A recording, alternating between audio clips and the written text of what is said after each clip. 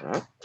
Bonjour à tous, bienvenue pour ce cours d'études de texte hébreu de l'Ancien Testament.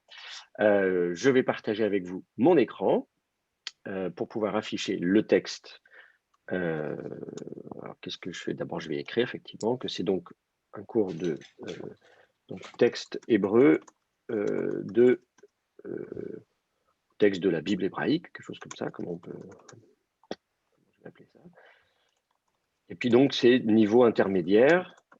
Je précise pour les internautes parce que il y a aussi des cours que je fais avec les étudiants de première année et donc avec un niveau débutant. Nous sommes quel jour? Nous sommes le 4 mars 2021 et donc nous étudions Exode chapitre 15, versets 20 à 21. Je vais afficher le texte à l'écran, Exode 15, verset 20. En fait, je vais même faire un copier-coller directement sur le tableau blanc, comme ça, on pourra manipuler le texte.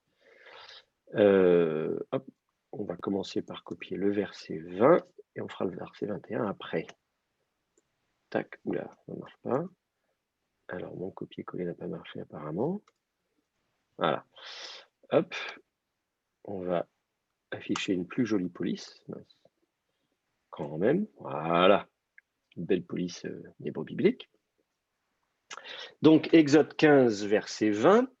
Pour vous situer le contexte vite fait, le livre de l'Exode, bien sûr, c'est le deuxième livre de la Bible, après le récit des patriarches dans le livre de la Genèse, depuis la création du monde jusqu'à l'entrée en Égypte, à la fin du livre de la Genèse, Jacob et ses 12 fils arrivent en Égypte parce qu'il y a une famine, ils se réfugient en Égypte. L'Égypte est la terre de refuge pour échapper à la famine, mais en même temps, très vite, ça devient un lieu non plus de refuge et de bénédiction, mais un lieu au contraire de servitude, d'esclavage, de malheur. Voilà. Et donc, Dieu va délivrer son peuple, envoyer quelqu'un pour sauver son peuple. Cette personne, ce sera Moïse. On a regardé ensemble Exode 3, qui est le récit de la vocation de Moïse, qui du coup est choisi par Dieu pour sauver son peuple et le sortir d'Égypte. On arrive donc, et c'est ce qui se passe, alors bien sûr, non sans mal, il y a toutes ces histoires de plaies, de machin, de traversée de la mer Rouge, voilà, bon. Et puis voilà, ils ont traversé la mer Rouge, ce miracle extraordinaire des eaux qui se séparent, Dieu qui fait souffler un vent, et donc il sépare les eaux, ils traversent, les eaux se referment sur l'armée du Pharaon, qui du coup est engloutie par les eaux.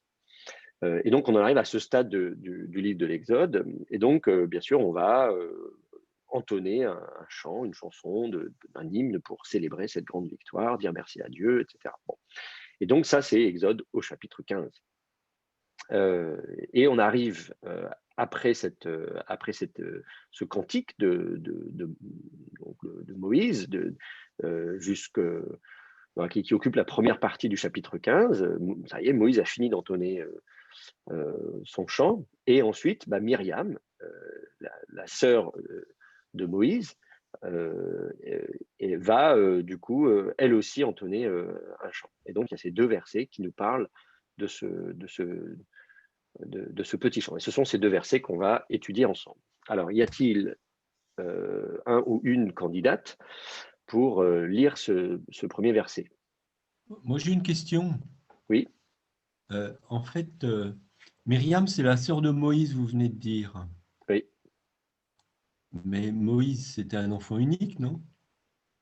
Aaron est le frère de Moïse, non? Moïse n'est pas un enfant unique?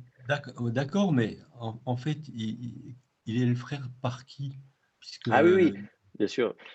Alors, évidemment, c'est-à-dire comment dire, ça échappe, évidemment, c'est les traditions qui se construisent. C'est-à-dire, même dans ce passage, on ne dit pas de Myriam qu'elle est la sœur de Moïse, on dit qu'elle est la sœur d'Aaron. Vous voyez, on la présente, Myriam, sœur d'Aaron. Pourquoi on ne dit pas qu'elle est sœur de Moïse, vous voyez? Donc, effectivement, c'est des questions légitimes que vous vous posez, évidemment. Dire quand même, c'est bizarre, parce qu'on a tout le récit miraculeux de la naissance de Moïse, au début du livre de l'Exode. On veut faire tuer les Égyptiens veulent tuer les premiers-nés, pas les premiers-nés d'ailleurs, les enfants mâle, je me souviens bien, oui, c'est ça. Et du coup, elle sauve son bébé, Moïse, en le mettant sur un berceau, enfin une sorte de truc voilà, qui a été étanchéifié avec du bitume, elle le met sur le Nil. Enfin, donc tout ce récit miraculeux de la naissance de Moïse nous dit voilà pourquoi lui, il a réchappé. Alors, on peut se dire, bah oui, mais Aaron, alors, qu'est-ce qui s'est passé, comment il est né, à quel moment, est-ce qu'il est... Voilà, donc il n'y a pas de récit identique, évidemment, pour Aaron. Ce récit de la naissance miraculeuse de Moïse est parallèle au récit de la naissance de Sargon, le Sargon II, qui, à l'époque de Sargon II, on raconte la naissance miraculeuse de Sargon Ier, qui lui, donc ça remonte, voyez, on est 2000 ans avant notre ère, qui est un récit légendaire, mais qui raconte la même chose, qu'il est sauvé des eaux, etc. Donc c'est un récit qui dit, voilà, cette naissance exceptionnelle indique une destinée exceptionnelle. Donc tout ça, évidemment, quand on lit ces textes-là, on comprend que ce sont des constructions littéraires et que du coup, l'historicité, elle nous échappe. Bah, il peut y avoir une base historique, on n'en sait rien, quoi. Et donc, les auteurs choisissent ce dont ils nous parlent et il y a des tas de choses qui nous mettent, dont ils ne parlent pas. Et donc, effectivement, il y a toujours Moïse d'un côté et Aaron et Myriam de l'autre. Mais on n'a pas évidemment beaucoup de détails à ce sujet. Alors, les traditions, dans les traditions, on va évidemment s'intéresser à ça. Vous savez, toutes les traditions, notamment apocryphes, vont construire un peu toutes les histoires de ces personnages. On essaie toujours de combler les trous. Donc ça, vous trouverez des traditions. Dans les Si vous voulez, Midrash? la littérature rabbinique de manière générale, oui, bien sûr, dans les Midrashim, dans les Targumim aussi. Donc, voilà, on trouvera ça. La littérature chrétienne aussi va également reprendre un nombre de traditions. Il y a les apocryphes, même les manuscrits de la Mer Morte aussi. Il y a des apocryphes, toute la littérature apocryphe liée à Moïse. On en trouve, moi par exemple, malheureusement il y a un manuscrit très fragmentaire en grec que j'ai édité dans la bibliothèque de Qumran, qui prend place, on nous parle de Moïse, Aaron, Myriam. Bon, malheureusement, c'est des bribes de mots à droite à gauche, donc on ne sait pas exactement ce qu'on nous dit sur eux. Mais donc, on en a même dans les jubilés. Le livre des jubilés nous parle de Moïse aussi, il nous donne des détails sur son parcours. Donc oui, effectivement, si vous allez faire un tour dans toute la littérature en dehors de la Bible hébraïque, on va vous donner plein de détails. Et ça, c'est assez classique. Vous avez ça pour toute la Bible, hein. C'est pas que pour Moïse. Pour Jésus, c'est pareil. Vous voyez, il y a plein de traditions quand on demande aux gens les noms des rois mages qui viennent déposer les cadeaux, etc. On dit voilà, Gaspard, Balthazar, Melchior, tout le monde connaît ça. Bah, sauf que c'est pas dans la Bible. Lisez les 4 évangiles, vous ne trouverez pas ça. En fait, c'est des traditions qui se sont développées en parallèle et qui qui ont été inscrites comme ça dans la littérature apocryphe. Donc, du coup, effectivement, on cherche notamment à trouver les noms, comment s'appeler, etc. Donc là, le prénom, les origines. Il va y avoir beaucoup de traditions qui se développent à ce sujet-là. Voilà. Mais ça n'est pas le sujet du jour, donc on pourra en parler après le cours si vous voulez. Là, il faut qu'on regarde ces 2 petits versets et surtout qu'on voit si vous avez des difficultés d'ordre philologique. Est-ce que quelqu'un donc veut lire ce verset et nous le traduire?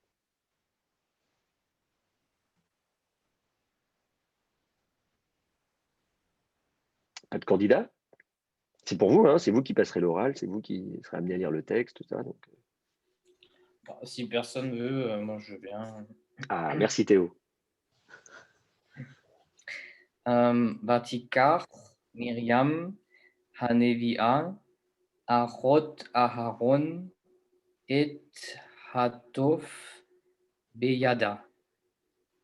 Vatetsena, Chol Hanashim, Achareya, Betufim ou Vemerolot. Alors oui, c'est vie. Ou Vimerolot. Je ne sais pas d'ailleurs pourquoi le Vav est tombé dans le texte que j'ai affiché à l'écran. Je viens de voir, c'est quand même bizarre, j'ai fait du copier-coller, mais attendez, je vais juste ajouter le ou devant là. Ce serait moche quand même. Oups. Donc c'est Vimcholot, très bien. Alors du coup, merci, très bien la lecture. La traduction? Alors, Myriam, la prophétesse, sœur d'Aaron, prit euh, le tambourin dans sa main. Euh, euh, et toutes les femmes sortirent derrière elle euh, avec des tambourins et avec des danses. Bon, bah, très bien. Très bien, très bien. J'ai pas de, c'est parfait. Moi, j'ai pas de remarques à faire. Est-ce que quelqu'un a des questions? Est-ce que tout le monde a bien compris, réussi? Est-ce que vous avez des difficultés? Non? Juste oui, pour Oui, la deuxième partie de la phrase, oui. Yada, ça veut dire dans la main, c'est ça? Ou c'est comment alors du coup? J'ai pas bien compris par rapport à la traduction. Ouais, bah alors Théo peut-être peut nous éclairer. Comment avez-vous analysé ce mot Beyada? En fait, il y a la préposition B, dans, avec. Mhm. Après, il y a yad, la main. Et Ouais. après, il y a l'affixe féminin singulier, troisième personne, le ha avec le mapik. Mhm. Euh, Dans, pardon. la main de elle ou dans sa main. D'accord, C'est ça. d'accord. Voilà. Merci. Oui, c'est bon. Moi, j'ai une Très bien, très bien. question. Oui. Pardon. Vas-y, Euh, Arnaud. c'est pourquoi sœur, il est au pluriel. Ah, très, très bonne question. Et on se, effectivement, achot, ça ressemble à du pluriel. Euh, euh, comment expliquer ça simplement? Ça n'est pas du pluriel. Il faut se dire que la racine, c'est la racine, alors écrire achua, quelque chose comme ça. Ouais. Ou je vais le mettre en latin, comme ça vous verrez, parce que c'est la racine, disons, dans les langues sémitiques. Donc, voilà. Voilà. Vous avez cette racine, voilà. C'est la racine achua. Et du coup, quand vous mettez l'état construit au féminin, vous allez ajouter un tav, qui est la marque du féminin. Et du coup, le we va, qui est une consonne à la base, va se contracter et devenir une voyelle. Et donc, le we, hein, c'est comme un. Évidemment, c'est ce qu'on appelle une semi-consonne. Hein. Le vav et l'iode sont des semi-consonnes, c'est-à-dire qu'elles sont proches en fait de l'articulation d'une voyelle. Et donc, elles basculent volontiers au statut de voyelle. Ça, vous avez l'habitude. Hein. Donc, le vav, de temps en temps, ça va devenir un ou, un o. Le iode va devenir un i ou un e. Et donc, c'est comme ça que vous allez vous retrouver avec cette finale où on se dit, tiens, le vav, hot, le o, on pense que c'est le o du pluriel, alors qu'en fait, c'est ça fait partie de la racine du mot. Ce qui fait que si vous voulez regarder des sœurs au pluriel, est-ce que vous savez comment on dit du coup sœur au pluriel? Comment ça s'écrit en hébreu?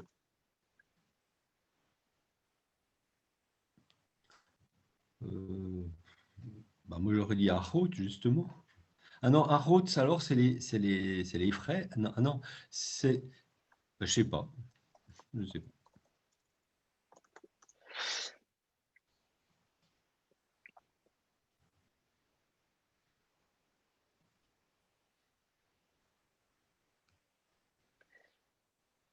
Alors en fait, il suffit de regarder dans le dictionnaire. Hein. Regardez par exemple, alors attendez, je vais mettre. Attendez, je vais vous montrer comment. En plus, je vais vous montrer comment on utilise la concordance. En fait, vous allez voir qu'il y a plusieurs façons de l'écrire. Hop, hop, hop. Donc, je vais vous montrer là. Quand vous affichez, moi j'utilise le logiciel Accordance. Vous avez Achot ici. Vous cliquez sur le bouton droit et vous dites j'aimerais voir dans le dictionnaire. Vous allez voir dans le dictionnaire. Vous ouvrez le dictionnaire. J'utilise le Halot, hein, qui est un bon dictionnaire qui en plus vous donne du coup en général les parallèles dans d'autres langues. Pas forcément disons, toutes les langues sémitiques, etc. Mais donc voilà, vous allez retrouver, et notamment les formes. Donc, on vous dit que achot s'écrit comme ça au singulier, et que du coup, quand vous allez alors à l'état construit, vous allez avoir achot, évidemment, puisque ça ne change pas grand-chose. Et quand vous allez voir au pluriel, on vous dit il y a deux pluriels, achot et achayot. Vous voyez? Qu'est-ce qui va se passer? C'est que comme vous avez déjà une finale hot, on va avoir tendance à l'écrire de la même manière au pluriel. On dit, bah oui, j'ai déjà un hot à la fin. Et donc, du coup, assez souvent, il va être écrit achot, donc sans qu'il y ait de différence au pluriel. Et parfois, vous allez avoir aussi l'orthographe, achayot, parfois même achiyot, c'est-à-dire sans qu'il y ait de vocalisation. Et là, vous allez avoir un yod qui apparaît. Et on se dit, mais que vient faire ce yod? En fait, ce yod, c'est la même chose que quand vous avez toutes les racines à troisième faible, hein, donc les racines qui sont des racines qu'on appelle des P yodes, enfin des troisièmes faibles, hein. En fait, c'est souvent des racines qui sont souvent des troisièmes lettres, non, des lamed, pardon, des lamed yod, lamed vav et lamed yod. C'est-à-dire que troisième faible, la troisième est généralement primitivement un vav, mais en hébreu, ça devient un yod. Par exemple, le verbe bana, la racine bâtir, vous voyez, on va dire, voilà, la racine, c'est bet, nun et yod. En fait, assez souvent, la troisième primitive, c'était un vav, mais elle est devenue un yod. Donc, les permutations vav-yod sont fréquentes en hébreu. En hébreu, assez souvent, quand la racine primitive est un vav, elle devient yod en hébreu. Et donc, du coup, on va avoir ce phénomène ici aussi. C'est-à-dire que de la racine AHW, vous allez passer à une racine AH iode, et du coup, vous allez mettre la finale hot. Donc, ça vous fait archiot. Mais ça, c'est quand vous allez d'une certaine manière vouloir rendre compte de la troisième faible, mais dans le langage courant, la plupart des locuteurs qui ne sont pas des grammairiens, hein, vous savez, c'est comme nous en français, si on nous demande pourquoi en français on dit ça ou on dit ça, on dit ça, souvent nous-mêmes on ne sait rien, parce que c'est comme ça qu'on a appris à parler, on ne se pose pas toutes ces questions. Achot, comme vous le signaliez, ça hot à la fin, on se dit, bah oui, c'est du pluriel, donc on va volontiers écrire achot, même quand c'est au pluriel. Sinon, on va mettre un yod. Donc vous allez trouver les deux orthographes, achiot ou achot. En arabe, la racine AHW, vous la retrouvez également pour dire le frère, hein, évidemment, parce que cette racine, ce n'est pas la racine de la sœur uniquement, c'est la racine du frère. Hein. Voilà, voilà un petit peu ce qu'on peut dire. Alors du coup, d'ailleurs, si vous regardez le frère, eh bien, il va aussi y avoir des problèmes quand vous allez également faire l'état construit. Voilà, je ne vais pas, bon, ça c'est autre chose. Mais vous savez, quand on dit achi, pourquoi on dit achi quelque chose? C'est aussi le fait qu'il y ait cette voyelle de liaison peut être dû au fait qu'on cherche là encore à retrouver cette troisième faible. Ou alors, au contraire, des fois, il va y avoir des permutations avec des racines géminées. Vous savez ce qui se passe aussi quand on a des racines bilitaires, de temps en temps, on va redupliquer la deuxième. Donc, comme si on avait AHH, voilà, Aleph, Ret. Donc, ça, c'est des phénomènes qu'on trouve dans d'autres cas de figure, mais qui sont évidemment particulièrement visibles ici dans des termes très courants. Les mots les plus usités sont les mots les plus usés, c'est-à-dire ceux qui évoluent le plus vite, où on a le plus de choses un petit peu bizarres, parce que précisément, c'est des mots qui sont très fréquents. Les mots qui sont rares, on a tendance à les garder dans des cases très précises et à garder finalement une articulation ou une flexion classique, mais les mots qu'on utilise très souvent sont souvent ceux pour lesquels il y a le plus de phénomènes qui sont un peu inhabituels. Donc c'est pour ça que les mots les plus courants sont souvent les plus, qui nous paraissent les plus irréguliers. Et c'est vrai dans beaucoup de langues, hein, en français, prenez le verbe être, hein, je suis, tu es, il est, ça n'a absolument aucun sens, il n'y a aucune racine, on ne peut pas du tout partir d'un radical et de conjuguer, hein, c'est pas comme manger, je mange, tu manges, il mange, vous prenez le radical, vous mettez les terminaisons, mais le verbe être, c'est très compliqué, en même temps c'est le verbe qu'on utilise tout le temps. Donc c'est pour ça que, comme je vous disais, les mots qui sont les plus usités sont ceux aussi pour lesquels il y a le plus d'évolution, le plus rapide, avec des phénomènes parfois complexes, et au final, on ne comprend pas bien ce qui se passe. Mais en tout cas, retenez effectivement que la sœur, c'est Achot, même du coup au singulier. Que si vous voyez Achot, ce n'est pas forcément du pluriel. D'autres questions? Moi, j'avais juste une question par rapport à Arareia. Comment on peut le traduire? Parce que du coup, c'est Arot qui est fléchi. Mais du coup, j'avais un peu du mal à le traduire. Parce que du coup, Arot, moi, je Achareha. partais du principe que c'était... Oui, après Kol Hanashim. Oui, je vois. Bah, alors, Achar, ça veut dire derrière, après. C'est ce qui vient ensuite. Et donc, Achareha, vous avez le suffixe ha, qui est la troisième féminin singulier, qui se rapporte à Myriam. Donc, derrière elle, et l'antécédent de elle, c'est qui? C'est Myriam. Donc, elles sont derrière Myriam, après Myriam. D'accord, Donc, merci. toutes les femmes sortent derrière Myriam.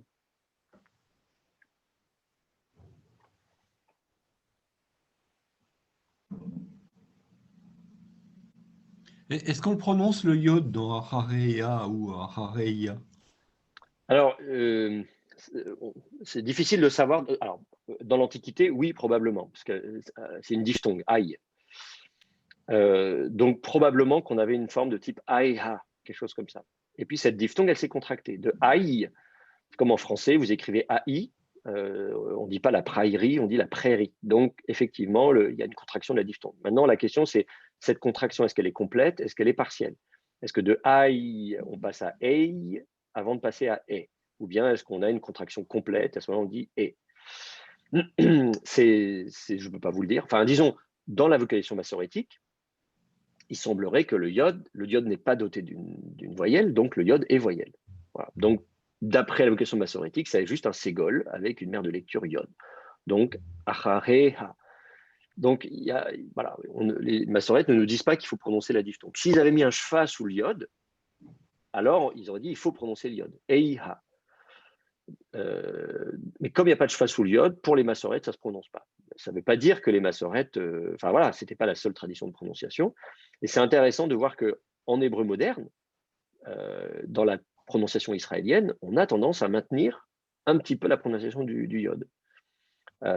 Baït, c'est la maison, baït, se contracte en bet, la maison 2, bet David, eh ben, on va avoir tendance à dire non pas bet David, mais beit David. Et le petit ye comme ça, une petite mouillure, ce qu'on appelle une mouillure, une palatalisation.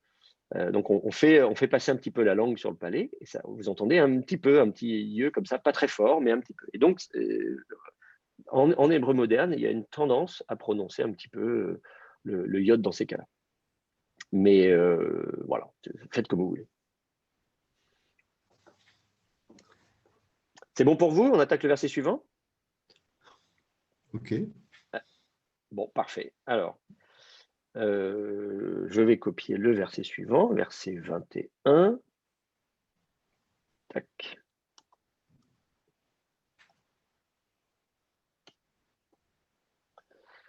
Voilà.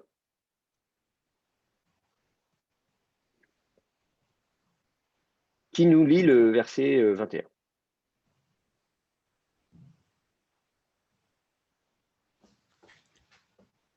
Bah, je veux bien, moi. Oui, très bien. Wata'an, Lahem, Myriam, Shirou, l'Adonai, Ki, Gao, Gaa, Sous, Werochevo,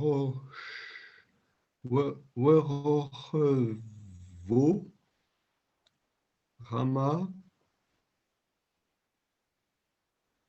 Vayam. Très bien.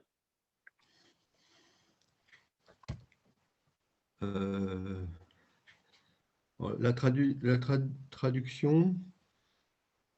Et Myriam leur répondit, chantez à l'Éternel, car il a été glorieux. Cheval et cavalier, il les jeta à la mer.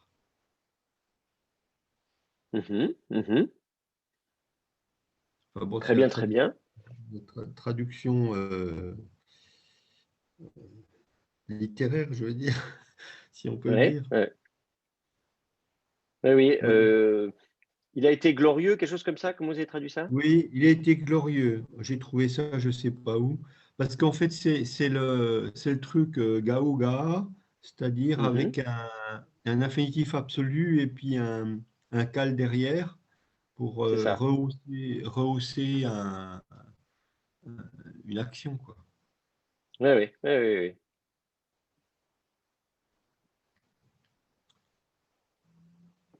Alors, j'ai une question Oui. grammaticale. Euh,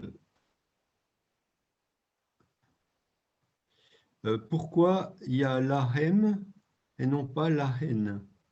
Ah, très bonne question. À qui s'adresse-t-elle du coup? Ben, moi, je pensais qu'elle s'adressait aux femmes. Ouais. Donc, si Bah, c'est la reine, ah oui, donc j'ai pas. Donc, ben, elle s'adressait à quelqu'un d'autre, à tout le peuple d'Israël alors? voilà, à mon avis, il faut pas penser qu'elle. Alors, ce qui peut éventuellement, disons, faire penser qu'il s'adresse à elle, c'est la traduction que vous avez proposée de Vata'an. Vous avez dit, elle répondit, c'est ça, quelque chose comme ça? Oui, Et en fait, le verbe Anna ne veut pas forcément dire répondre. Bon, alors, il peut y avoir plusieurs sens, si vous voulez, mais de manière générale, souvent on le traduit par répondre. c'est s'adresser Euh, à peut-être. oui, c'est ça, voilà. Faut plutôt le considérer comme l'idée de prendre la parole, quelque chose comme ça, de manière générale.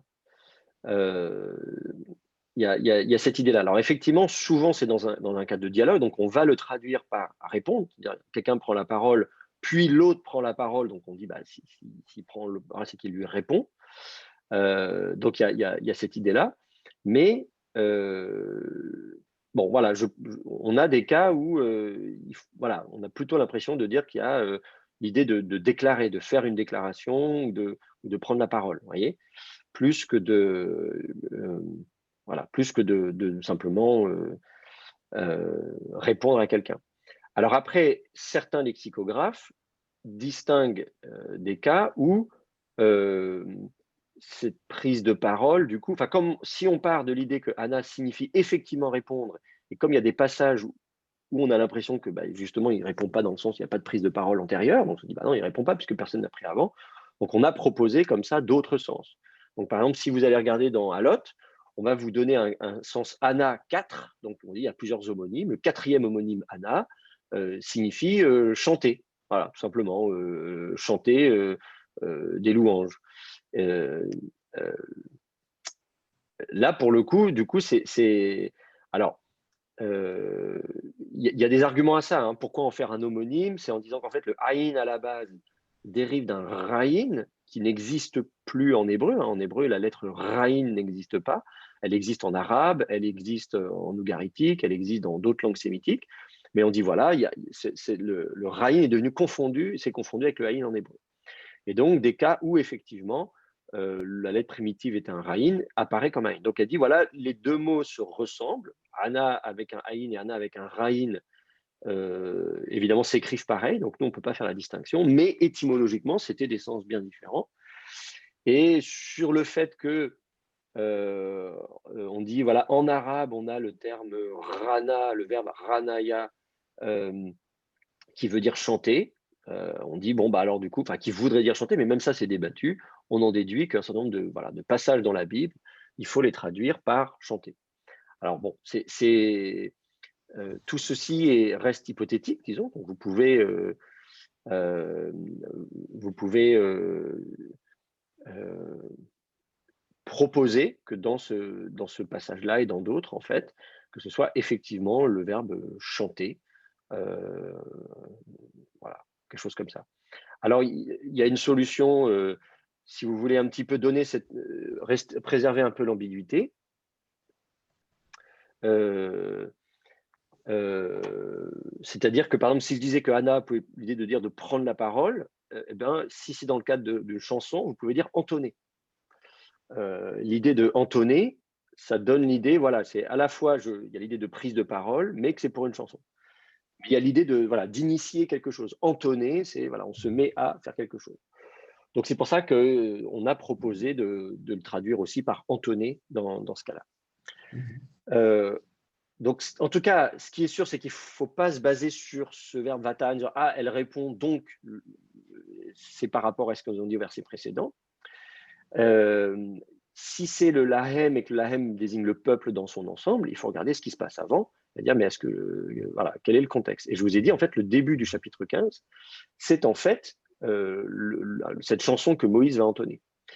Et si vous regardez le début du chapitre 15, je vais vous mettre ça à l'écran, on remonte au début du chapitre 15, verset 1er.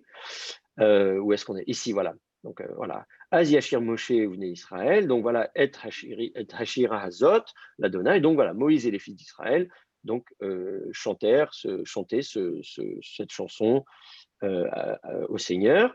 Vayomrou les morts. Et ils dirent, pour dire, c'est-à-dire, Hashira, je veux chanter au Seigneur. Ki Gaoga, Sous Verorvo, Rama Vayam. Et là, vous avez les mots là, ce que je surligne, c'est exactement les mêmes mots que vous avez au verset 21. Le début est différent, mais ensuite, l'Adonai, qui, Gao, Gaa, Sous, Verorvo, Rama, Vayam. Si vous regardez derrière, vous avez la même chose. Voilà. Vous avez l'Adonai, qui, Gao, Gaa, Sous, Verorvo, Rama, Vayam. Donc en fait, elle reprend ce qu'on avait déjà au verset 1er.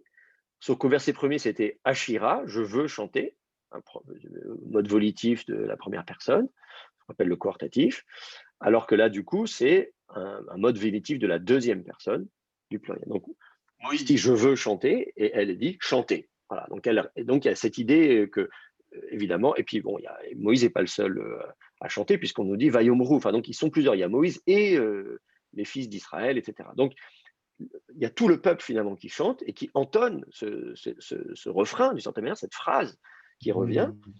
Et donc, ils le font. Et elle, plus loin, elle arrive au verset 21 et elle dit, bah voilà, elle s'adresse à eux, je veux dire, elle s'adresse à eux et elle va finalement utiliser les mêmes paroles. Donc, il y a un peu cette forme de répond, hein, vous savez, comme on fait encore dans la liturgie aujourd'hui, où voilà, il y a un répond, donc, et qui se fait entre Myriam et le peuple. Ok, je pense c'est clair. effectivement que... Voilà. Y a-t-il d'autres questions sur ce verset?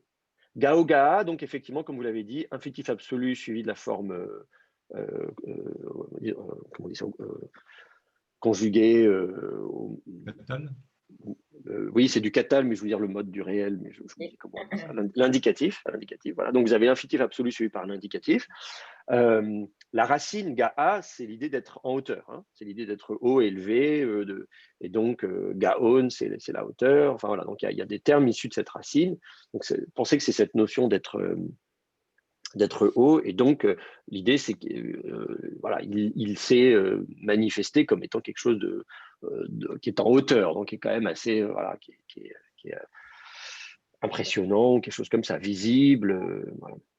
Donc c'est cette notion-là qu'il faut essayer d'illustrer en français. Je ne sais pas comment on peut traduire ça, mais voilà, des fois on parle de hauts faits, hein, des hauts faits, c'est voilà, des actions qui sont hautes au sens qu'elles sont nobles, importantes, supérieures aux autres. Voilà.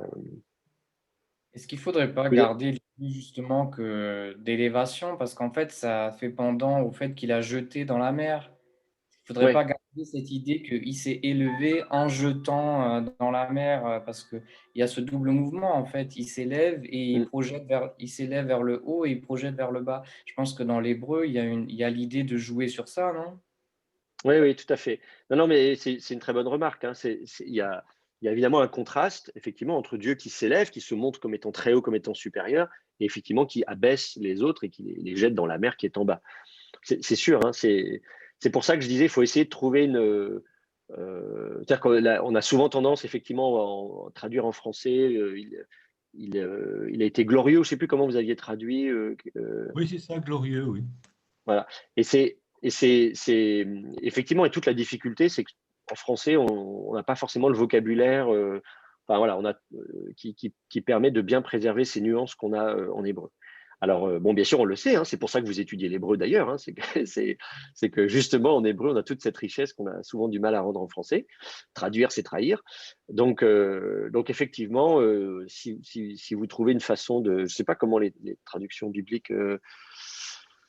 là, je vois la Tob, il a fait un coup d'éclat. Bon, oui, c'est éclatant, mais il n'y a pas la notion de hauteur. Qu'est-ce que j'ai en français? J'ai la NBS.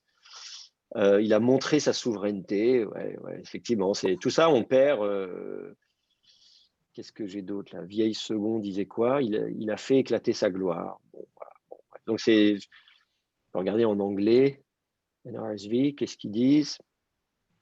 Il a triomphé glorieusement. Bon, voilà. Effectivement, on voit que c'est quand même c'est difficile. Je trouve ça dommage, quoi, effectivement, de pas garder la racine, quoi. De dire, attendez, cette racine, c'est la racine de la hauteur. Bon, enfin bref, c'est pas grave.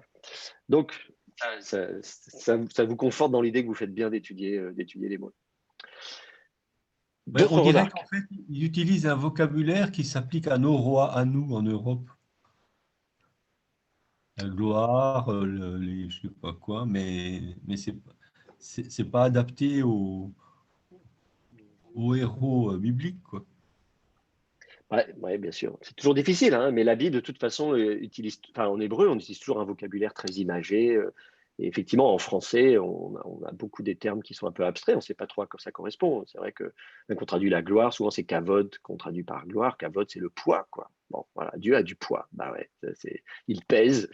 Et donc, je trouve, moi, enfin, l'image est superbe. Enfin, c'est toujours un régal, évidemment, d'étudier la Bible en hébreu parce qu'on a toujours ces images beaucoup plus concrètes. Voilà, c'est toujours, voilà, toujours un régal. Ok, on passe au verset suivant. Si vous n'avez pas... Ah ben non, on a fini ce texte d'ailleurs. On avait que 2 versets. Ah oui, ce passage, il fait que 2 versets. J'avais une question en fait, parce que dans la traduction, en fait, ils disent un cavalier et un cheval et un cavalier, mais c'est pas un cheval et son cavalier, parce qu'il y a le haut des rourvaux, C'est ça. du coup, en fait, dans les traductions, souvent, ils le mettent pas, en fait. Oui, mais alors bien sûr, vous avez raison. Littéralement, sus vechorvo, c'est cheval et son cavalier. Mm. C'est celui qui chevauche le cheval, voilà, tout simplement. Donc effectivement, c'est ça que dit le texte. Alors en français, j'imagine que comme c'est une chanson, un cantique, on essaye de faire un truc qui soit... on se dit, ah, c'est un peu lourd. Et si on dit cheval et cavalier, on comprend que c'est le cavalier qui va avec le cheval, que c'est pas le cavalier d'un autre cheval, mais que les deux font la paire, quoi. Donc c'est une sorte de liberté qu'on prend par rapport au texte hébreu. Mais effectivement, l'expression hébraïque, c'est bien un cheval et son cavalier.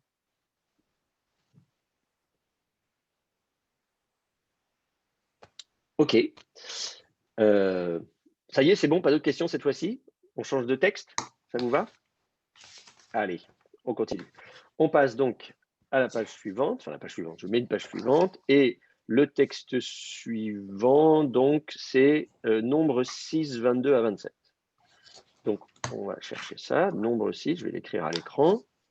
Donc, Nombre 6, 22 à 27.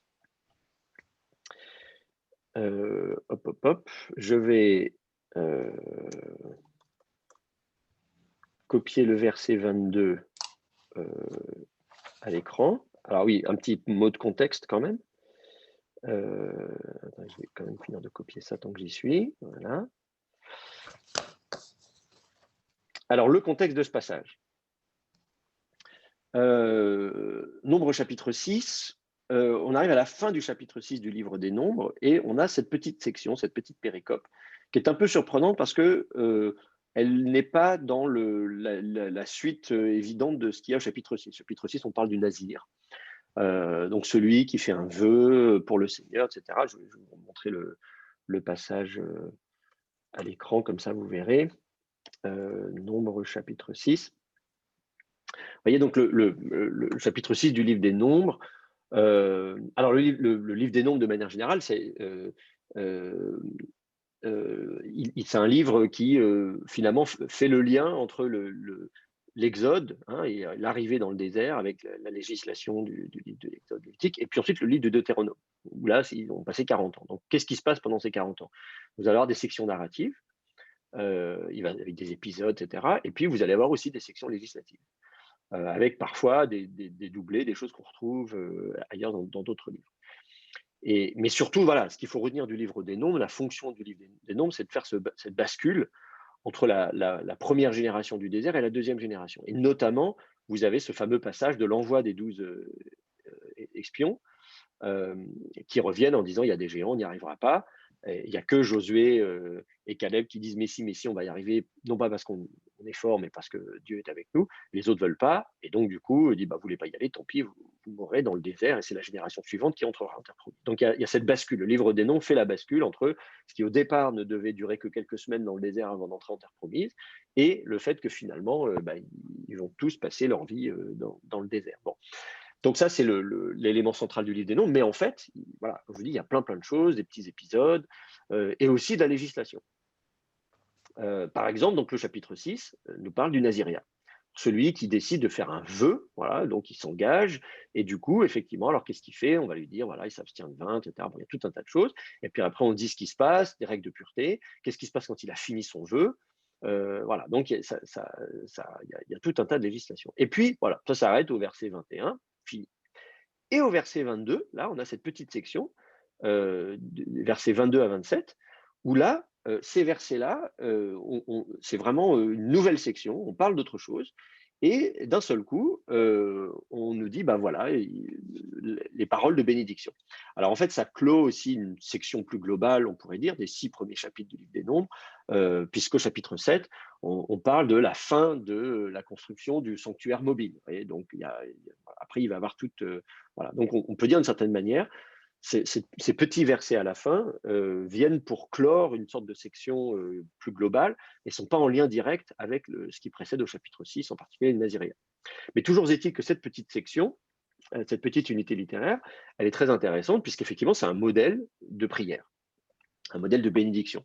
Et on sait que les modèles de bénédiction sont importants, ou de prière sont importants, et dans le christianisme, par exemple, le Notre Père, qui est aussi une petite unité littéraire dans un discours plus large, est restée évidemment très importante et même récitée de façon régulière dans la liturgie. Et là, de la même manière, on va avoir cette parole de bénédiction qui va rester très importante dans la liturgie et qui est encore utilisée aujourd'hui. Donc, c'est pas absurde de vouloir s'y intéresser et de devoir étudier. Donc, voilà un petit peu ce que je peux dire sur ces versets. Donc, ce passage, on l'appelle la bénédiction sacerdotale, puisque ce sont donc les prêtres qui vont utiliser ces paroles pour bénir le peuple. Oui, une question? Oui, une question. Vous avez parlé, après le vœu pour le Seigneur, et vous avez parlé du naziréen, comment on dit? Du naziréat. Ah, pardon, le naziréat. Ce qu'on appelle le naziréat, le vœu de naziréat, c'est ce que je vous disais donc, au début du chapitre 6, voilà. Vous voyez, donc, Vayedaber Adonai el Moshe, il est mort, donc le Seigneur dit à Moïse, c'est-à-dire, Daber el Bnei Israël, parle aux fils d'Israël, Ve'amarta alehem, et tu leur diras, Ish o Isha, un homme ou une femme qui, alors, bref, qui Yafli Lindor, donc qui passe les détails un peu difficiles, qui donc décide de faire un vœu, Neder, Nazir, donc un vœu de Nazir. Le terme hébreu, c'est le terme donc Nazir, voilà, ça s'écrit comme ça en hébreu, comme ça se prononce, j'allais dire. Et bien donc du coup, en français, on a récupéré ça comme mot d'emprunt. Vous voyez, on a Nazir. Qu'est-ce que c'est que ce mot? Au lieu de le traduire, de chercher un mot en français qui aurait le même sens, on a emprunté le mot hébreu. Et du coup, à partir de ce mot Nazir, le Nazir, c'est celui qui fait le vœu. Et du coup, le vœu du Nazir, on appelle ça le Naziréat. Vous voyez, c'est écrit comme ça en français, Naziréat, N-A-Z-I-R-E-A-T. Ça, du coup, c'est la construction en français. à partir du mot nazir, qui est donc cet emprunt à l'hébreu. D'accord. Merci. Et donc, voilà. Et donc, après, lisez le chapitre 6, vous verrez, si vous voulez voir à quoi ça ressemble. Et concrètement, il ne se coupe pas les cheveux, il ne boit pas de vin, etc. Voilà. Donc, voilà, il y a des gestes, disons, qui indiquent que voilà, il a fait un vœu et du coup, pendant la durée de ce vœu, il va respecter des règles de pureté particulières. Et puis, une fois qu'il aura accompli son vœu, bah, du coup, il y a toute une procédure, un rituel pour faire une fois qu'il a fini de faire son vœu. Et notamment, il va se raser sa tête, voilà, etc. Bon, il y a tout un tas de... Il y a un sacrifice qui est fait. Bon. Et puis ensuite, il peut boire du vin. Voilà, voilà. Ça a une fonction quelconque, ça, dans la société? C'est-à-dire, Le naziréat? est-ce qu'il est prêtre en même temps? Est-ce qu'il a un rôle dans la société? Ou bien c'est juste pour lui qui fait ça? Non, non, alors c'est pas, le texte ne le précise pas, hein, donc on n'a pas de précision sur pourquoi les gens font ça. Bon, les gens fassent des vœux, bon, ça c'est assez classique, hein, de manière générale dans la religion, hein, de manière générale, on a des formes de consécration, de séparation. C'est tout le principe du contact avec le divin. Hein. Là, c'est un peu un petit résumé d'histoire des religions. C'est-à-dire que une science religieuse, disons, la religion, c'est nous sommes des êtres humains et il y a une notion de transcendance, quelque chose qui est fondamentalement autre que nous, qui nous échappe, qu'on ne connaît pas. Et donc, il y a un gouffre entre nous et le monde des dieux. Alors, ce monde-là du transcendant, on va appeler ça les dieux, hein, pour faire simple. Donc, les dieux, eux, sont très, très loin de nous. On ne peut pas les atteindre, ils sont trop loin. Mais sauf qu'on va quand même essayer de les atteindre. On va quand même essayer d'être en contact avec eux. Et donc, la religion, c'est ça. La religion, elle est là pour nous mettre en contact, mettre les humains en contact avec ce transcendant, voilà, cette transcendance, qu'elle soit personnelle, impersonnelle, que ce soit des dieux, que ce soit des forces, je sais pas, comme dans Star Wars, que la force soit avec toi, etc. Voilà, donc il y a cette idée, mais comment arriver finalement à apprivoiser ce qui en principe est hors de notre portée. Et donc il va y avoir des méthodes pour ça. Et en particulier, il va y avoir bien sûr des questions de médiation, donc il y aura des médiateurs, des personnages, des chamans, des prêtres, des devins, des prophètes, appelez ça comme vous voulez, donc des gens qui vont jouer ce rôle en disant, bah voilà, moi je sais, je peux être en contact avec le monde du divin, et puis bien sûr il va y avoir des rituels, des gestes, et ces gestes vont être censés, bien sûr, nous rapprocher des dieux, leur permettre peut-être qu'ils nous soient favorables, d'obtenir quelque chose, enfin des révélations, des bénédictions, etc. Donc ça va passer évidemment par ce contact, par des rites, voilà. Et donc, bien sûr, il va souvent y avoir donc une séparation pour dire voilà, j'essaie de franchir des seuils, des portes qui vont me permettre de franchir ce gouffre et de faire un pas de plus. Et donc, il va y avoir des cercles, c'est souvent donc toutes les règles de pureté, d'impureté, elles servent à ça. Il y a des cercles croissants de pureté, il y a des lieux qui vont être consacrés, un sanctuaire typiquement, bien sûr, c'est à ça qui sert, les temples. On ne peut rentrer que jusqu'à un certain point et quelqu'un peut lui aller là et encore quelqu'un encore là. Donc, il va y avoir un périmètre et des périmètres à l'intérieur du périmètre pour se rapprocher au plus près du monde du divin. Et donc, ça va s'accompagner de rituels. Pour pouvoir faire ça, on va devoir faire des choses. Et ces choses vont être visibles souvent parce que, voilà, il faut que les autres le voient. Donc, typiquement, l'apparence, il va y avoir des ruptures par rapport à l'habitude. Donc, on ne mange pas la même chose. Hein. Par exemple, toutes les règles de cache-route qui concernent tout le peuple d'Israël, hein, on ne mange pas de porc, etc. C'est pour séparer le peuple d'Israël des autres peuples. Voilà, comme ça, vous ne faites pas comme les autres, vous êtes à part. Donc, comme on se sépare, c'est pas forcément que les autres aliments sont mauvais en soi. Hein. C'est pas que de manger du porc, c'est en soi mauvais, mais ça sert à démarquer. C'est pareil, boire du vin, c'est pas une mauvaise chose en soi, au contraire. Mais justement, on va se priver d'une chose qui par ailleurs est bonne pour pouvoir visuellement ou matériellement se séparer. Des questions calendaires, des questions de respecter le Shabbat, de ne pas sortir d'un périmètre, tout ça, ça va être des règles qui vont permettre. Donc, le naziréat, c'est une façon également de dire, voilà, je marque visuellement, de façon visible, qui va m'atteindre moi dans mon quotidien. Je ne vais pas faire comme les autres, je ne vais pas faire comme je fais d'habitude, donc je ne vais pas me couper les cheveux, donc ça va être compliqué, parce que voilà, quand on a les cheveux longs, voilà, c'est compliqué. Les autres vont le voir, tout ça. Bon, je ne vais pas boire de vin, alors quand même, le vin, c'est quand même une boisson assez classique, habituelle. Enfin, si on ne boit pas de vin, qu'est-ce qu'on boit? Enfin, c'est un peu... Voilà. Donc, il va y avoir tout un tas de règles comme ça, et notamment de pureté, de s'approcher. Qu'est-ce qui se passe? Par exemple, on va pas s'approcher. Donc, il y a des règles qui, effectivement, normalement, s'appliquent plutôt aux prêtres qui, là, vont s'appliquer aussi, notamment le contact avec les morts. Donc, il y a tout un tas de choses comme ça. Donc, c'est la notion de consécration, de personnes qui vont être à part, et donc, et ça va se matérialiser. Alors, il y a des cas comme ça, évidemment, dans la Bible, de gens qui sont mis à part. On dit, bah, le rasoir ne passera pas sur sa tête. C'est le cas de Samuel, par exemple. Hein, c'est le cas de Samson. Enfin, vous voyez, donc ça se voit. Voilà, ce sont des gens qui, en principe, du coup, vont avoir un rôle particulier. Pas forcément qui vont être prêtres. Alors, dans le cas de Samuel, oui, effectivement, Samuel, il est un peu tout. Hein. Il est prêtre, il est prophète, il est juge. Bon, voilà. Mais Samson, par exemple, lui, il n'est pas prêtre. Vous voyez, voilà. Donc, c'est une forme particulière de manifestation d'un geste de contact avec le divin, qui est censé, j'imagine, nous rapprocher des dieux. Alors, pourquoi on veut se rapprocher des dieux? Probablement pour recevoir une révélation, peut-être pour recevoir une bénédiction, on a quelque chose à demander, et on espère qu'en faisant ça, peut-être on obtiendra la faveur divine. Ok, merci. Alors voilà, donc on attaque le texte, si c'est bon pour vous. Est-ce que quelqu'un veut nous lire le verset 22? Quand même facile. Hein.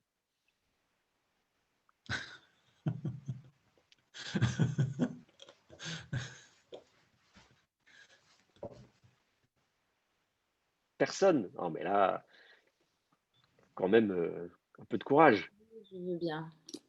Allez, Sarah. À ma portée, je pense. Vayedaber Adonai El Moshe, les morts. Alors, pour la Très bien.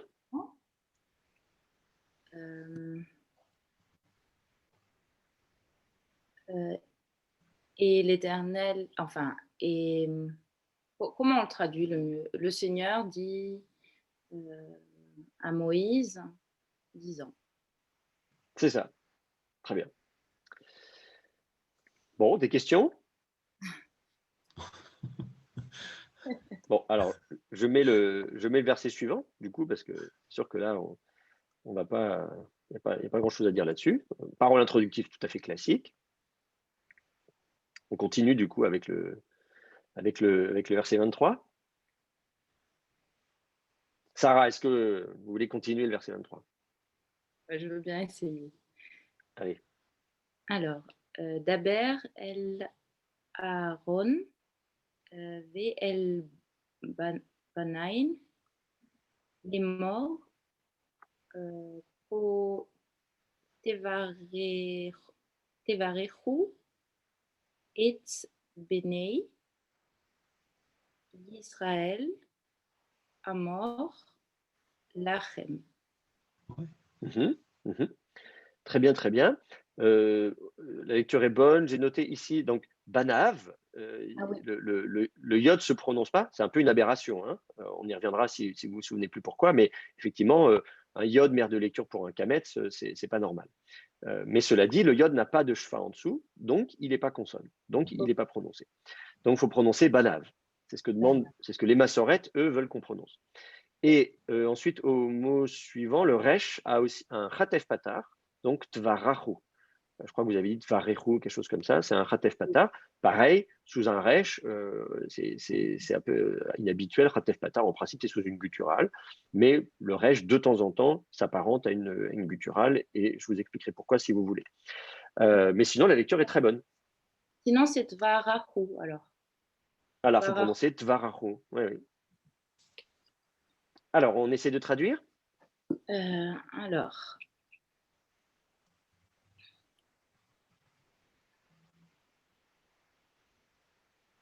Daber El Aaron dit à Aaron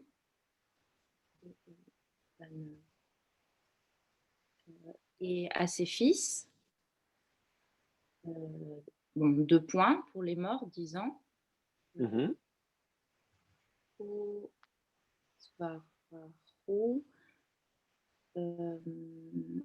alors c'est le verbe bénir, donc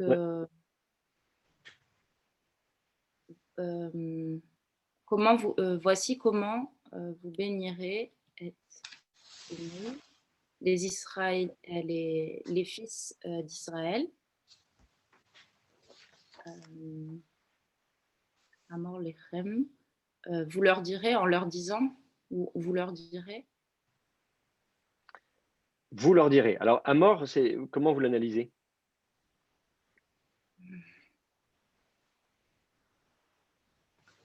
C'est le verbe dire au cal.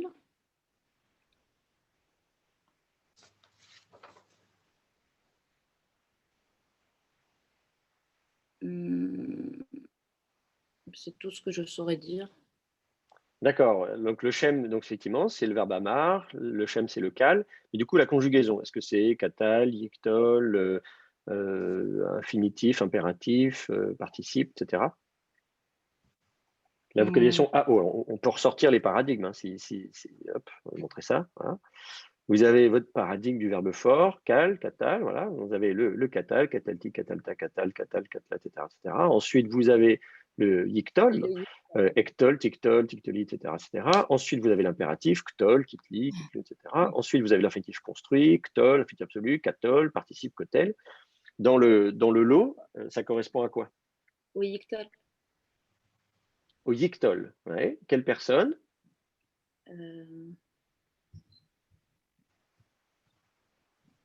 Excusez-moi, je ne suis pas une rapide pour les Non, non, non, non, non. Mais on est là pour ça. Justement, c'est le but de l'opération. La première commune singulier. Voilà. Alors, parce qu'il y a le Aleph devant. Voilà. Mais c'est pas ça. Je vois Théophile me dire non, non, non. Non, mais le problème, c'est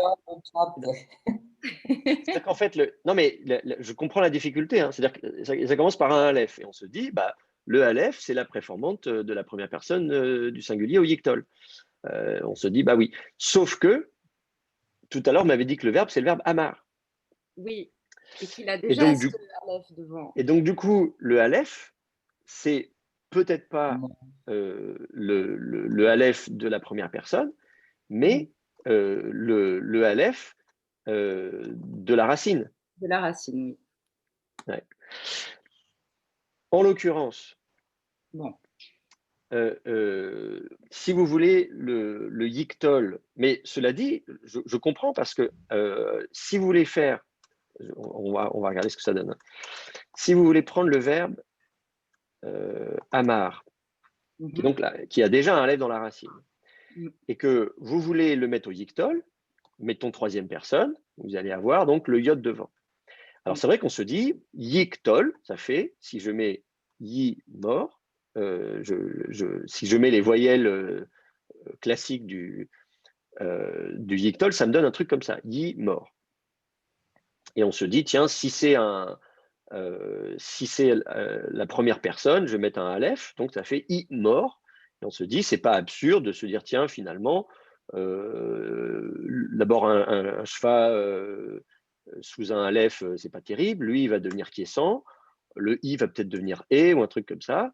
Voilà, donc peut-être il est plus écrit et peut-être ça me fait e mort. Enfin, on n'est finalement pas très loin du amor que vous avez ici. Vous voyez, on se dit, ah bah tiens, allez, avec un peu de chance, c'est ça que ça donne. Les gutturales, elles aiment bien le son A. Donc, on peut. Non, mais c'est ça. Je comprends hein, qu'on puisse. Bon. Alors, en l'occurrence, pour les verbes à première radicale aleph, effectivement, souvent, le aleph va devenir quiescent. Et parfois, il sera plus écrit.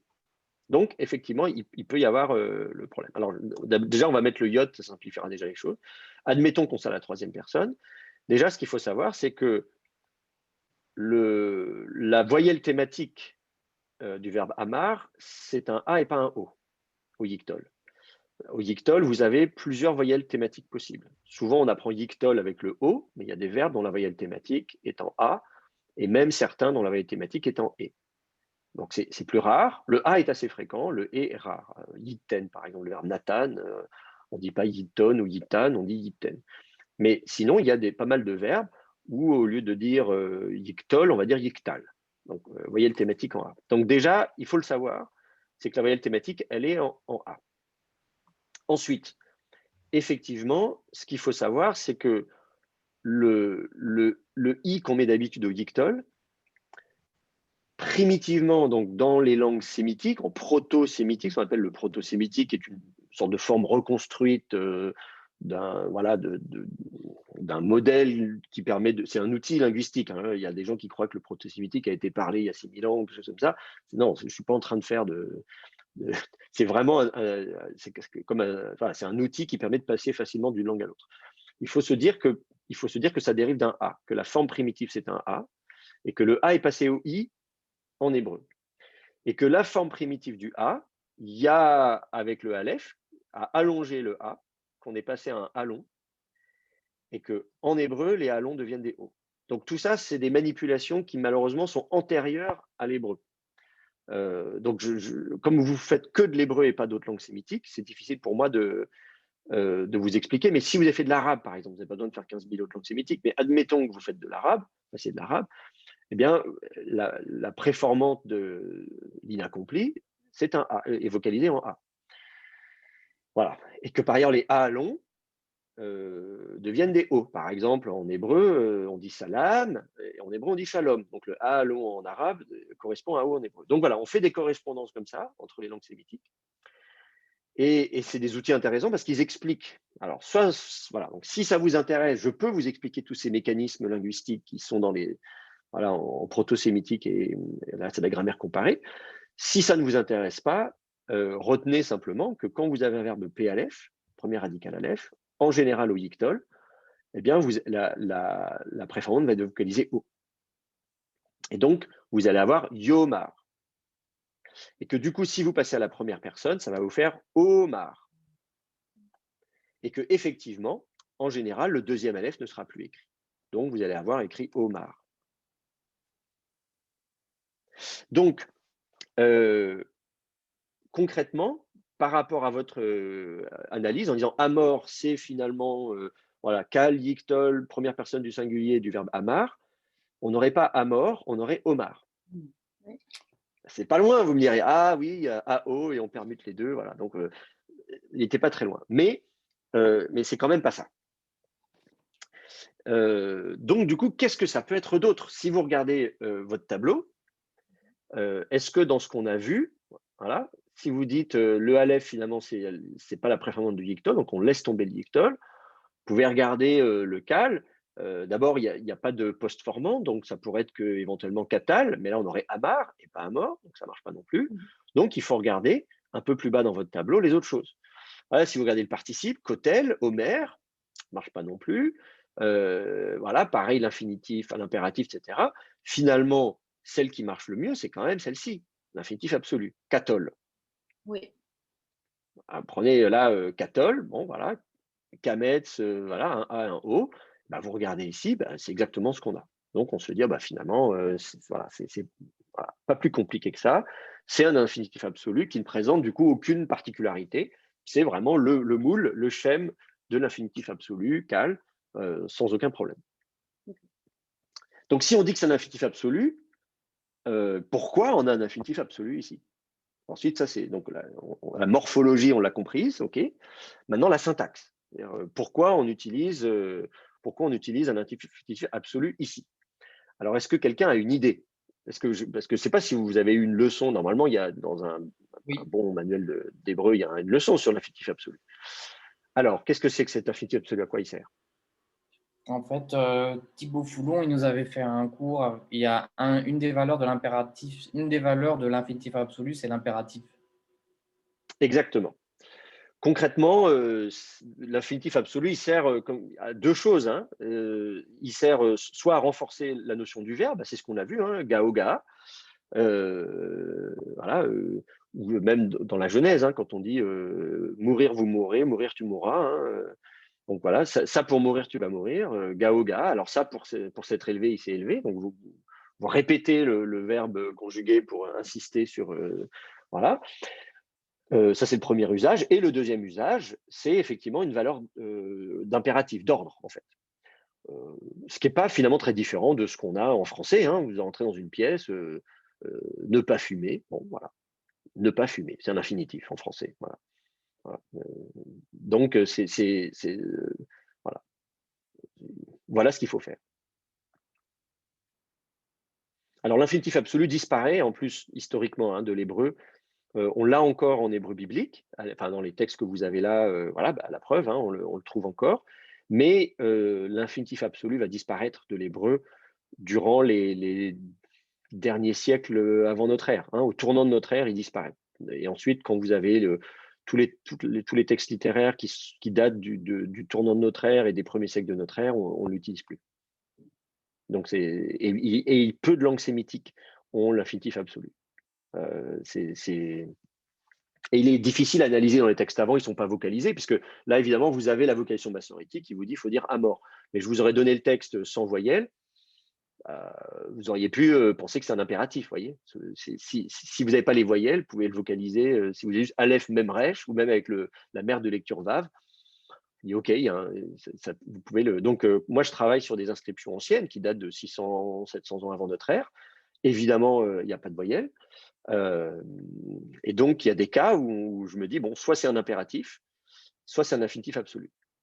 Bon, ça ne change pas le sens. Dans tous les cas, on voit qu'on donne un ordre. J'ai notamment la correspondance militaire, un chef qui donne des ordres en disant, voilà, il faut faire ci, il faut faire ça, envoie des troupes, va chercher des gens, etc. Enfin, bref. Et donc, quand on parle à une seule personne, ça peut être aussi bien l'impératif masculin singulier que l'infinitif absolu. On fait ce qu'on veut après. Au cal, j'entends, parce qu'à d'autres schèmes, parfois, ou dans certaines catégories de verbes, les deux se distinguent. Mais là, en l'occurrence, si vous n'avez pas les voyelles, ça aurait pu être un impératif. Donc, en tout cas, retenez que l'infinitif absolu, il sert voilà, à deux choses. Et là, c'est en l'occurrence cette deuxième chose, c'est un infinitif. Donc, voilà, amor lahem, dire à eux. Il faut dire à eux. Vous pouvez ajouter le petit il faut si vous voulez, pour faciliter la traduction française. Si vous faites une traduction mot à mot et juste suppléer ce qu'il faut pour la compréhension en français, il faut dire à eux. Et est-ce qu'on peut traduire par dites-leur? Oui, alors après, en français, si vous voulez, ce que j'essaye toujours de faire, c'est de faire une traduction mot à mot. Quand j'étudie le texte, je fais une traduction mot à mot et je supplée les mots qui sont vraiment nécessaires à la compréhension en français. Et souvent, je les mets même dans des demi-chevrons sur votre. Donc, par exemple, mais ça, c'est des trucs que moi je fais et que je vous conseille de faire aussi quand vous voulez faire une traduction mot à mot. Par exemple, quand j'ai le les morts, voilà, les morts, c'est mince, pourquoi ça marche pas voilà, les morts, c'est pour dire hein, ou à dire. Lamed, voilà. Donc, souvent, moi, je vais mettre c'est-à-dire. Vous voyez. Oups.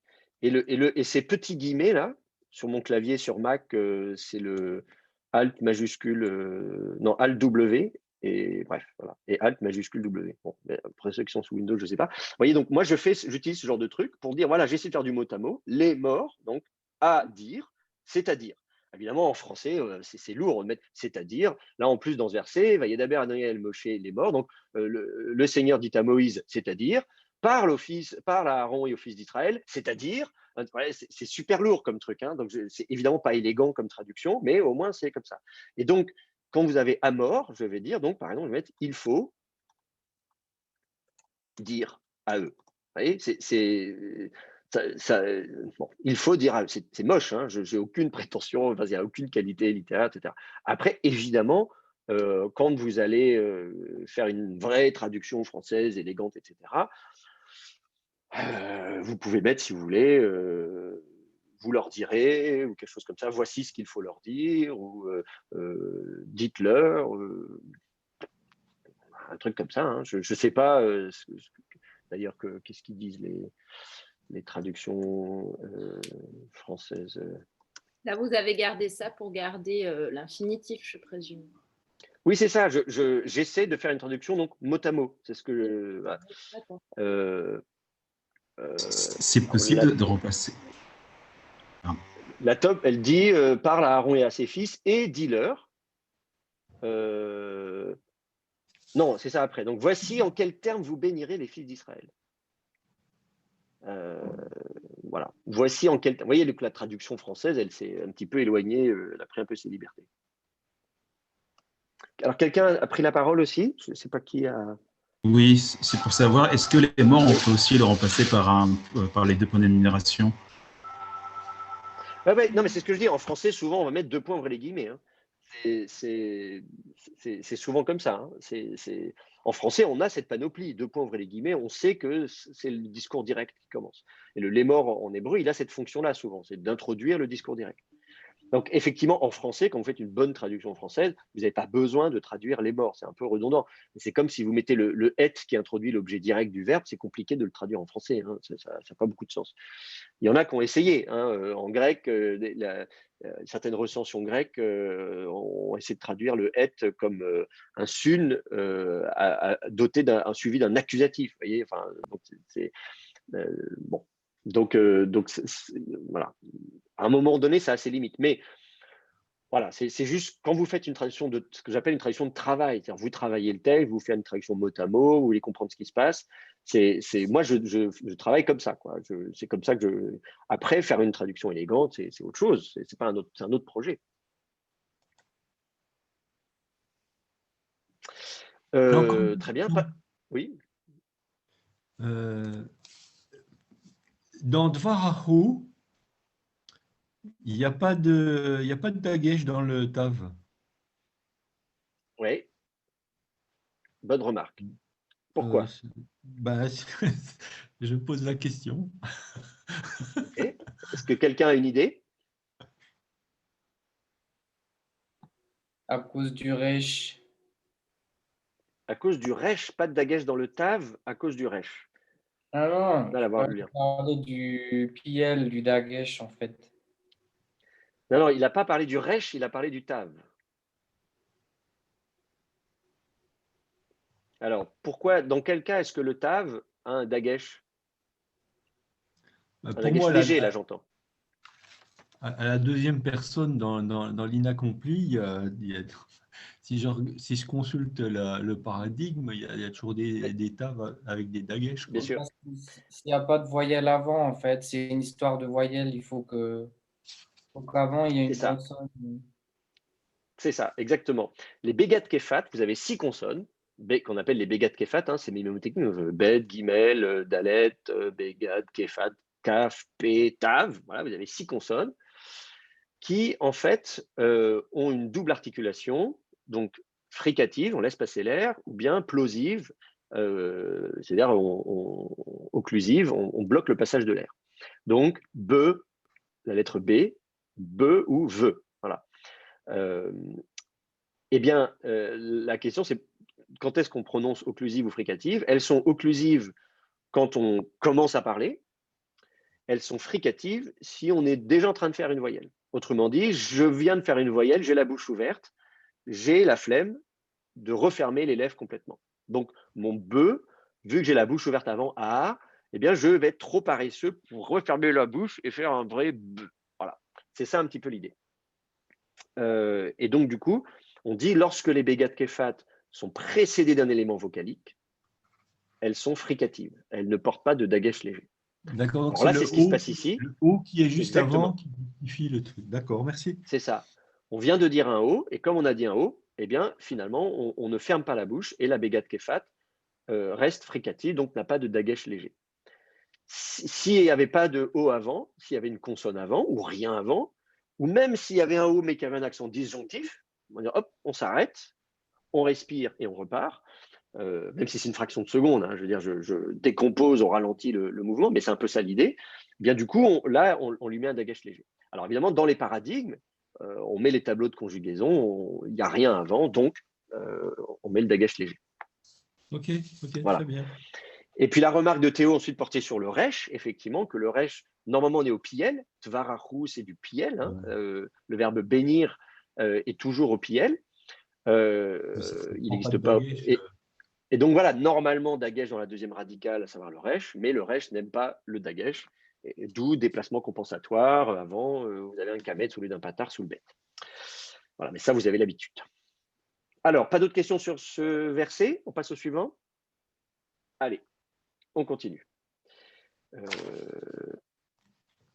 le verset 24. Alors, vous remarquez que vous avez des discours directs imbriqués, hein. Puisque donc, je reprends juste là avant ce qu'on disait. Donc, le Seigneur parla à Moïse, ouvrez les guillemets, parle à Aaron et aux fils d'Israël, ouvrez les guillemets, ainsi vous bénirez les fils d'Israël en disant, ouvrez les guillemets. Donc, vous avez des guillemets imbriqués. Alors, les mathématiciens et les informaticiens ont l'habitude de mettre des parenthèses à l'intérieur de parenthèses, etc. Ça ne pose pas de problème. Mais disons, pour les gens qui sont moins habitués à ça, ça peut être un peu compliqué.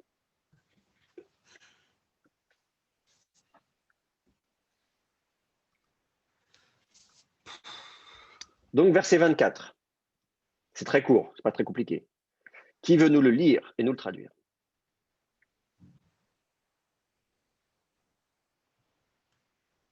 Moi, je suis toujours volontaire, hein, mais... Allons-y, allons-y. Yavarecha Adonai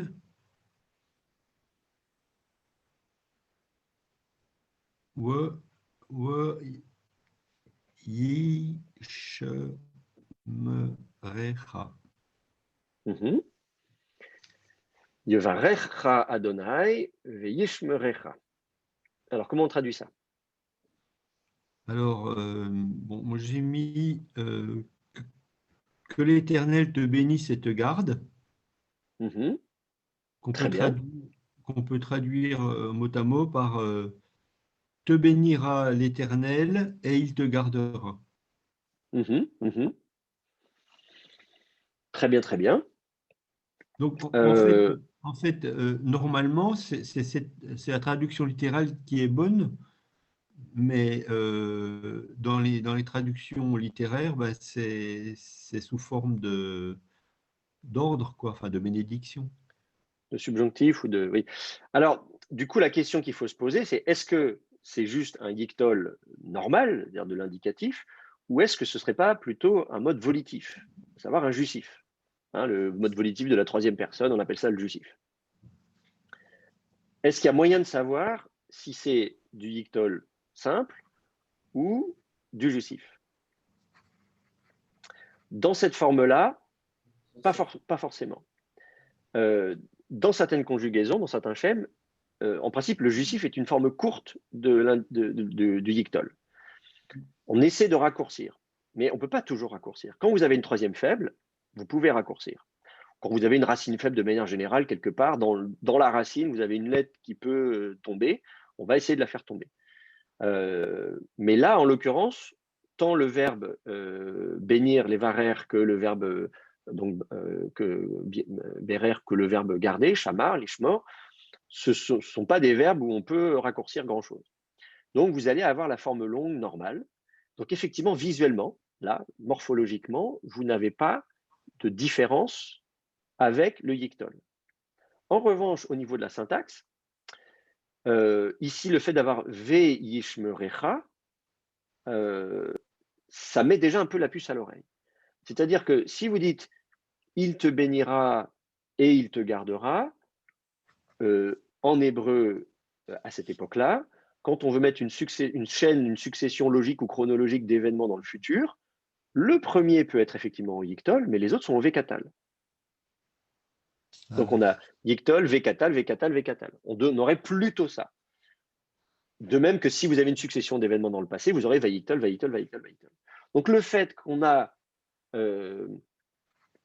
un yiktol ici et pas un vekatal, déjà, je me dis, est-ce que c'est vraiment juste du futur? Il fera ça et il fera ça.